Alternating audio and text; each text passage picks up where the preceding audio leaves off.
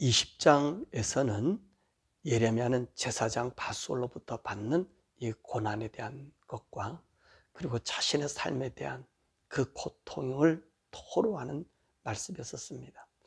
21장에 있는 이 말씀은 이제 바벨론이 쳐들어와서 유다를 공격하자 시드기야 왕이 예레미야에게 하나님께 간구하여 이 바벨론이 물러가게 해달라고 요청하자지만 오히려 하나님께서는 그 요청을 거절하고 하나님이 있을 그 진노에 대한 말씀을 우리들에게 말씀해 주고 있습니다. 그러면 시드기야가 예레미야에게 왜 도움을 청했을까 하는 것입니다. 그러면 이때가 언제 일일까요? 이때가요, 예루살렘이 멸망하기 한 직전인 BC 한 588년 경으로 보아집니다. 이 바벨론 느부갓네살 왕이 쳐들어온 것은 이 시드기야가 애국과 그 주위에 있는 암몬이나 모압이나 블레셋이나 이런 나라들 가지고 동맹을 맺어서 이 바벨론을 대항하는 것입니다. 사실 이때는요, 이 유다가 이미도 바벨론의 속국이 되어 있었던 상태였지요. 근데 이 시드기야가 이 바벨론을 대항한 것입니다. 사실 이 시드기야가 왕이 된 것도 누구에 의해서 왕이 되었죠? 이 바벨론 느부갓네살 왕에 의해서 왕이 되어진 것입니다. 그래서 이 바벨론의 조공을 바쳐야 될 상황인데 지금 이 시드기야가 이 바벨론을 대항해서 싸움을 하는 것입니다. 어쩌면 이 모습은요, 이 유다 사람들이나 그 당시에 그 주민의 사람들에게는 어떤 눈으로 비춰졌을까요? 그럼 바벨론이라는 세력과 대항하여 싸우는 나라의 독립 전쟁이라 해도 과언이 아닌 것입니다. 자, 이때 바벨론이 유다를 공격한 것입니다. 왜냐하면 이 바벨론이 화가 치밀었거든요. 그러니까 이 잔인하게 자기들이 동원할 수 있는 무기를 가지고 이제 와서 이 유다에 공격을 하게 되는 것입니다. 지금 이때는 시드기야가 이 바벨론과 1차의 전쟁을 벌인 거예요. 벌였는데 이 바벨론의 막강한 공격을 이길 수 없음을 이제 알게 되었지요. 그러니까 오늘 시드기야가 바스훌이나 그 다음에 스가랴는 이 제사장을 보내서 도와달라고 그렇게 이야기를 하는 것입니다. 근데 오늘 이 시드기야의 이 요청을 우리 하나님께서 아주 강력하게 거절하고 있습니다. 왜 하나님께서 이렇게 강력하게 거절했을까요? 오늘 이 시드기야가 이 하나님 앞에 와서 자기들을 구해달라고 하는 그 모습을 보면 그 태도가 진짜 하나님 앞에 도움을 구하는 자의 모습이 아니잖아요. 오늘 이 예레미야를 통해서 하나님께서는 얼마나 많은 말씀을 그들에게 전해 주었어요. 바벨론에게 너희가 순복하고 앞으로 내가 이 바벨론을 통해서 이 유다가 버려짐을 당할 것이고 그리고 기회도 있다. 하나님께 돌아오라. 그렇게 수없이 많은 이야기를 했습니다. 그럴 때마다 이들은 어떤 일을 행했습니까? 오히려 하나님을 대항하고 바벨론에 대항할 그 일을 행했다고 하는 말씀입니다.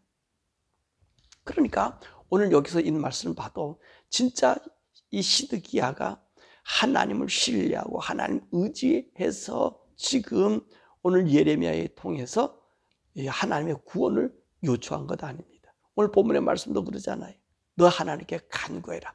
혹시 하나님께서 들어주시면 이 바벨론을 물러가게 할 것이다. 이기게 할 것이다. 그렇게 이야기하고 있다는 것입니다. 그러니까 하나님을 대하는 태도는 하나님을 전적으로 신뢰하고 정말 하나님 필요합니다. 그렇게 붙잡는 그런 것이 아니란 말이지요. 오히려 이 시드기야가 예레미야에게 사람을 보면서 청한 것은요, 하나님을 무시한 행동을 한 거예요. 또 그 하나님에 대한 말씀 모든 것을 무너뜨리려고 하는 것이고요, 하나님을 비하하는 것이고 하나님을 무시한 처사예요. 왜 그렇습니까? 우리 주님은요, 언제부터 이 말씀을 하고 계셨어요? 언제부터? 예레미야나 그 앞에 있는 선지자들을 통해서 지금 이 이스라엘 나라의 죄악상을 얘기하면서 바벨론은 통해서 이 유다가 멸망한 것을 얘기했잖아요. 그래서 이사야 같은 경우 한 100여 년 전에는 어떤 말을 하지요? 고레스라고 하는 사람의 이름을 통해서 이 예루살렘 다 무너진 성을 회복시켜 줄 것이다. 성전을 재건하게 될 것이다. 그렇게 얘기해 줬잖아요. 그리고 예레미야가 나타나서 계속해서 지금 언제부터 이 얘기를 하는 거예요? 요시야 왕서부터 시작하니까 생각해 보세요. 지금까지 이까지 걸려온 시간이요. 적어도 24, 5년 됐단 말입니다. 그때부터 우리 하나님께서 이 이야기가 한 거거든요. 이 바벨론이 쳐들어올 거니까 쳐들어와서 와서 널 멸망시키는데 또 멸망당하지 않는 방법이 뭐냐. 이걸 수없이 얘기했는데 오늘 지금 와서 뭐라 얘기합니까? 지금 그들이 올라왔단 말입니다. 벌하기 위해서 올라왔단 말입니다. 그런데 진짜 하나님을 섬긴다 그런다면 지금 그렇게 얘기하면 안 되잖아요. 예레미야가 얘기한 그 얘기를 그대로 따라야 되잖아요. 근데 어떻게 합니까? 하나님은 이율배반적인 하나님 만드는 처사예요. 이미도 바벨론의 속국이 되어버린 그들, 바벨론에게 멸망당했잖아요, 사실. 606년에 벌써 이 유다는 시드기야의 그 형 잡아가고, 지금 엘리야김도 잡혀가고, 엘리야가 잡혀간 대신에 이 시드기야를 왕으로 세웠잖아요. 바벨론 땅이 돼버린 거 아니에요. 근데 지금 여기서 하나님을 순복하라 했는데 바벨론을 대항한다는 얘기는 하나님을 대항한 것 아닙니까?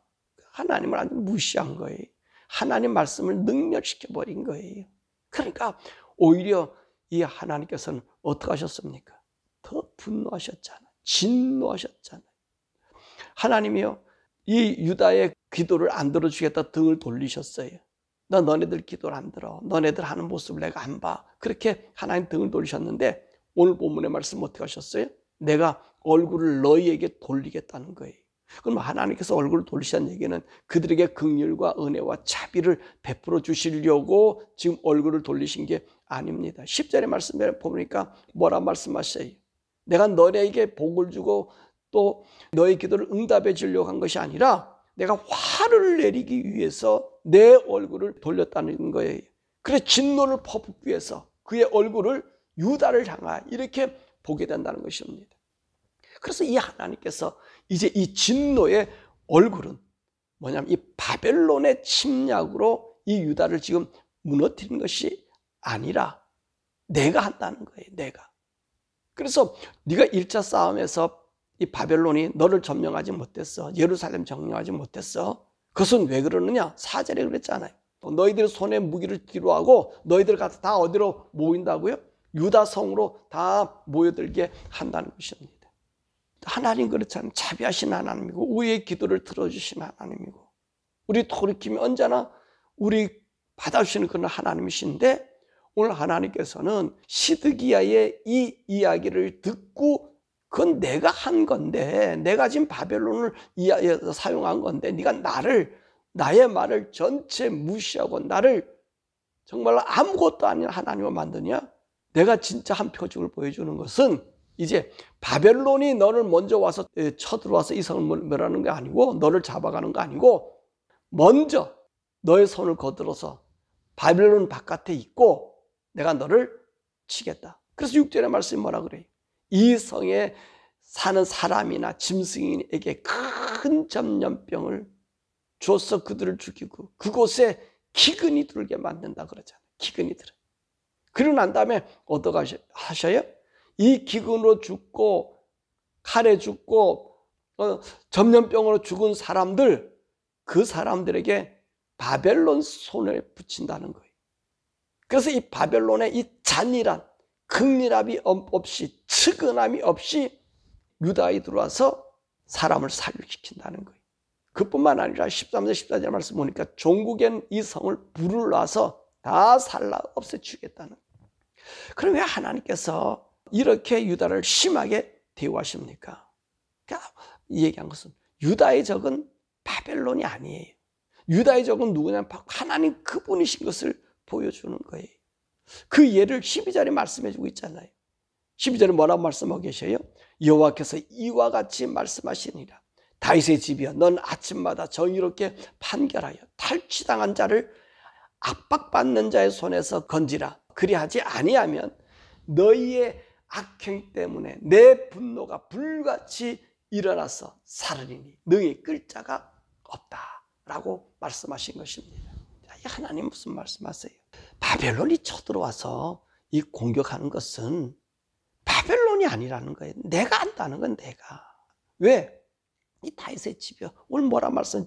아침마다 정의롭게 판단하고 탈취당함을 자가 그 압박받는 소리를 건지는 잘하는 거예요. 이 하나님의 공의를 세우라는 거예요. 그런데 지금 이 유다는 어떻게 하고 있죠? 그런 일이요 안 하잖아요. 하나님 말씀은 듣지를 않잖아요.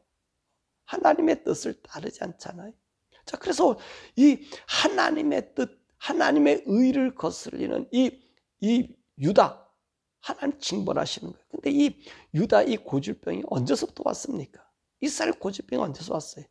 우리 11장 7절에 보면 이들은요, 애굽에서 구해낸 날부터 오늘까지 간절히 경계하며 끊임없이 경계하여 주었지만 너희는 내 목소리를 순종하지 않았다는 거예요. 언제부터 하나님 하셨어요?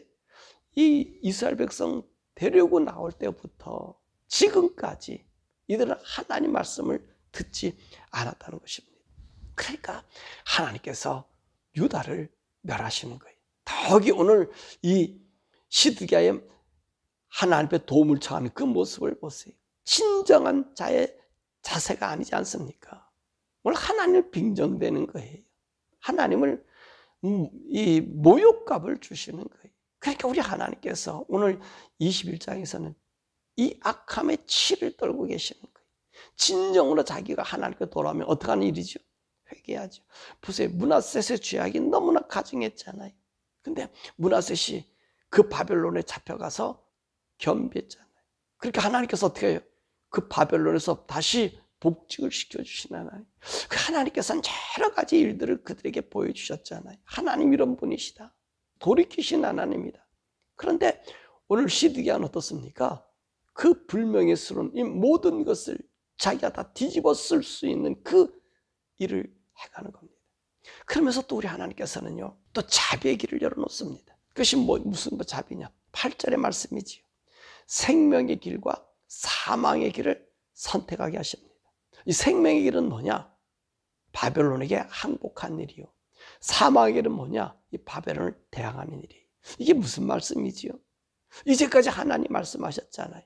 바벨론에게 항복하는 것이 내 뜻이야. 내가 너네들을 어루만지는 거야 지금. 그리고 너네가 바벨론에 포로 가지만 반드시 고레스를 통해서 이 성전을 건축하게 할 거야. 다시 돌아오게 할 거야. 이것은 뭐야? 너의 조상들이 나의 말을 순종치 않냐고 따르지 않은 그게 죄의 대가야. 그 순종의 길이 뭐냐? 너 바벨론에게 지금 항복하는 거야. 그를 따라가야 되는 거야. 그렇지 않게 되면 너희들은 사망의 길에 접어들게 될 거야. 여러분, 하나님을 신뢰할 수 있는 마지막 기회를 그들에게 주고 있는 거예요. 들을 수 있는 기회를 주는 거예요. 왜? 하나님이 이미도 정한 분노의 잔이 쏟아져 있기 때문에 그런 것입니다. 사랑하는 여러분, 오늘 이 본문의 말씀을 통해서 우리는 무엇을 깨달을 수 있습니까? 하나님은 길이 참으시는 분이세요. 또 기다리시는 분이에요. 얼마까지 기다리셨다고 그랬어요? 애굽에서부터 지금까지 한 1000여 년 이상을 그 이스라엘 백성들이 온전히 하나님 말씀을 순종하게 하는 것을 보기를 원하셨잖아요. 근데 순종하지 않았잖아요. 그럴 때 얼마나 2000년 동안 얼마나 많은 사건들이 있었습니까? 얼마나 많은 일들이 있었습니까? 정말로 저들이 하나님의 불의했을 때 내려지는 재앙, 그래 심지어 북왕족까지 하나님 뜻을 어기실 때 멸망시키고 남쪽 유다, 그래도 내 눈과 마음과 귀와 그리고 이곳 내 이름을 둔 이 예루살렘 성전, 이걸 보존하는데 너네들이 어떻게 보존할 수 있는가? 어떻게 나 교통할 수 있는가? 그 상징이 예루살렘 아니에요. 그렇게 했음에도 불구하고 이 유다가 돌아오지 않으니까 하나님이 진노 내린 거예요. 오늘도 우리들도 그렇다는 거죠. 우리 인생도 그렇다는 거죠. 우리 인생들도요, 오늘도 하나님 말씀 우리가 어길 수 있어요. 죄 가운데 살기 때문에 우리가 죄에서 넘어질 수 있어요. 우리 하나님 아시잖아요. 근데 그때 어떻게 합니까? 그 말을 들려줄 때 겸손하게 주님 앞에 나오는 거예요. 그러면 우리 주님이 우리를 용서해 주시는 거거든요. 근데 그것을 우리가 안 할 때는 이런 일이 생겨지는 거예요. 그래서 우리 인간들이 정말로 하나님 말씀 듣지 않으니까 우리 하나님께서 어떤 일을 행하시는 거예요. 보세요. 70일에로 이 세상을 종결시킬 수 있어요. 그때 언제 이 다니엘 시대에 종결시킬 수 있어요. 근데 하나님께서 언제까지 이것을 연장시킨 거예요? 마지막 한 일회를 남겨두면서 인류에게 마지막 희망을 준 거예요. 그러면서 그 사이에 어떤 일이 있습니까? 우리 예수님을 보내주셔서 모두가 믿을 수 있는 권위. 유다는 이 바벨론 포로 이후에 유다는요 사실 자기 역할을 감당하지 못해요. 그래서 그 이후에 암흑의 시대가 들어가잖아요. 선지자가 없는 암흑의 시대, 말라기 이후에 암흑의 시대가 들어가잖아요. 그래서 우리 주님 오셔서 모든 인류들에게 생명의 빛을 우리에게 비춰주시잖아요. 그것을 참은 적이 얼마예요? 지금 하나님이 예수 믿고 주님께 돌아오라고 2000년이 넘었어요. 유다 사람들은 1000년이에요. 근데 지금 2000년이 넘게 우리 하나님이 우리 인류가 돌아오기를 기다리고 있어요. 얼마나 많은 그 사이에 보세요. 하나님이 이스라엘 백성들의 선지자를 보냈을 때 그거 다 잡아 죽였잖아요. 얼마나 많은 우리 기독교인들이 하나님 앞에 돌아오라고 저들이 얘기할 때 듣지 않잖아요. 오히려 빈정거리고 있잖아요. 하나님이 한번 우리 구원해 줘봐. 이 시드기야처럼. 그러니까 우리 하나님께서는 어떻게 하셔요?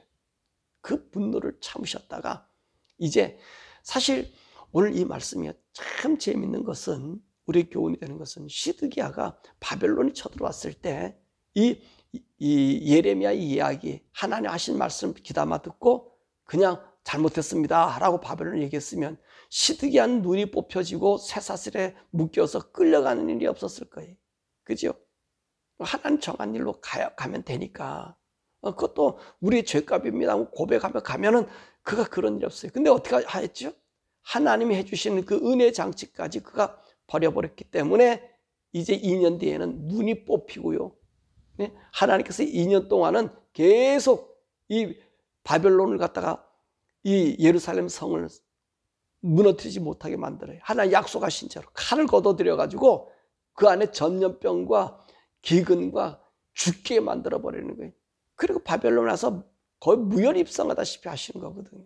이런 징계를 내리시거든요. 이게 바로 마지막 한 일의 사건과 같은 거예요. 마지막 한 일에.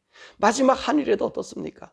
사람들에게 하나님 이 세상의 징조, 마지막에 올 기근이 오든 홍수가 오고 가뭄이 오고 이 똑같은 이 전염병들이 오고 이런 것들이 오는 예고를 하잖아요. 그러잖아요. 그리고 나서도 우리 하나님께서 어떻게 해요? 자비를 베푸시잖아요. 생명길인가 사망길인가 또 얘기하시잖아요. 생명길은 뭐지요? 이 바벨론에게 항복하는 일이에요. 보세요. 하나님께서 이 길을 내려주고 사망길은 뭐죠? 이 대접재앙이에요.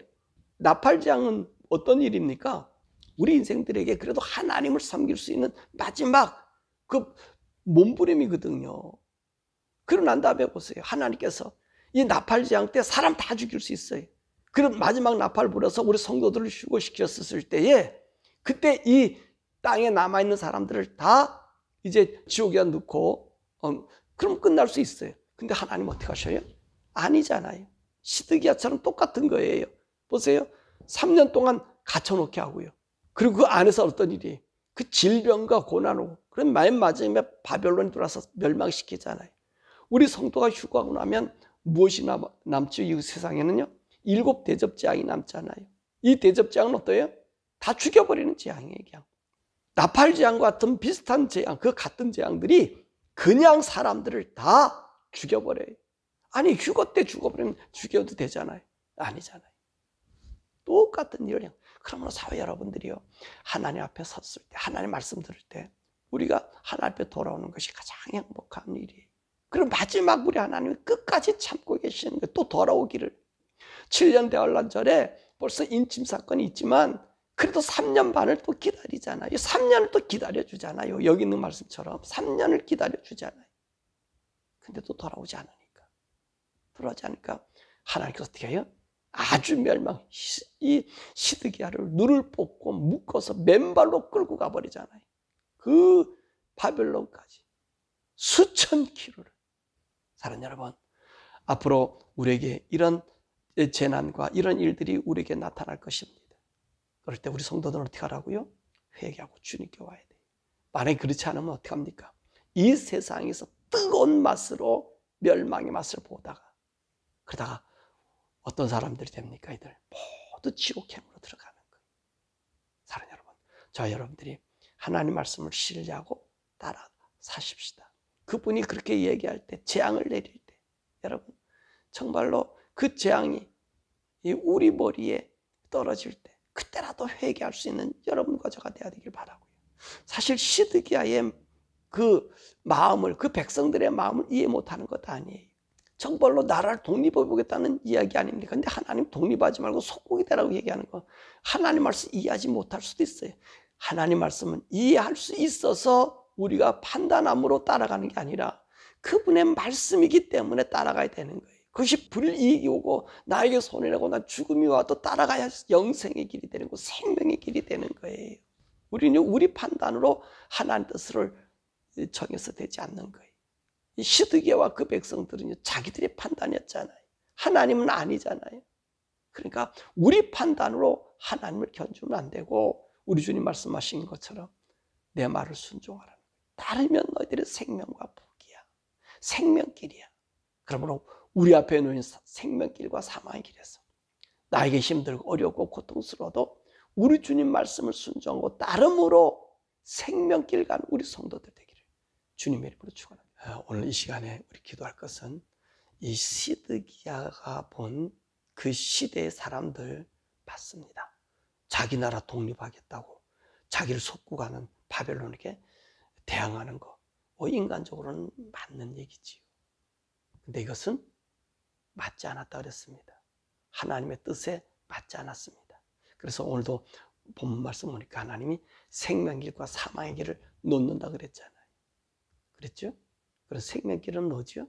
하나님 말씀을 따르는 거예요. 하나님 말씀 따르는 건 유다 사람들, 시드기야가 동의할 수 있는 일입니까?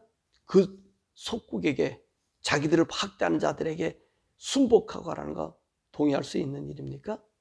없는 일이에요. 인간적으로 없는 일이에요. 근데 그것은 어떤 길이죠? 하나님이 정한 길이. 거기에 순복할 때 생명길이라 그랬어요. 사망의 길은 어떻습니까? 자기들이 선택하는 길. 하나님 뜻과 상관없는 길 걸어가는 거예요. 여러분, 저와 여러분들의 생각과 우리들의 생각과 이 사회와 세상의 생각이 다르다고 해서 하나님 말씀이 그곳에 있다면 우리는 그곳으로 가야 생명의 길입니다. 그러나 인간들이 모두가 옳다고 하는 그곳이 하나님이 원치 않는 길이라면 그것은 사망길이에요. 오늘 이 시간에 기도할 것은 하나님, 우리가 시드기야와 같은 사람이 되지 않게 해달라고 기도하십시다. 하나님, 내가 보기엔 불이익하고 나에게 불필요하고 또 나에게 정말로 손해난 일 같아도 하나님 말씀하신 그 길로 내가 걸어가. 그 생명의 길에 생명의 접함받는 우리들, 영생이 우리 가운데 있는 하나님이 나와 동행하는 그 길로 걸어가는 예레미야처럼 정말로 모두에게 왕따가 당해도 하나님의 길임을 알게 하는 그 길, 우리가 그런 길을 걸어가는 생명길 걸어가는 하나님 말씀을 순복하며 걸어가는 우리도 되게 해달라. 우리 주 부르고 함께 기도하겠습니다.